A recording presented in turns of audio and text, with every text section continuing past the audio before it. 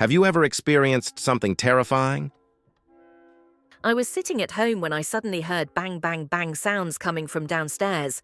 I thought they were just hammering nails or moving furniture, so I didn't pay much attention. The next day, when I came back home, I saw police outside the building. When I found out what really happened, I was shocked. Those sounds I heard were my downstairs neighbour slamming their little child against the wall, and that innocent child had died.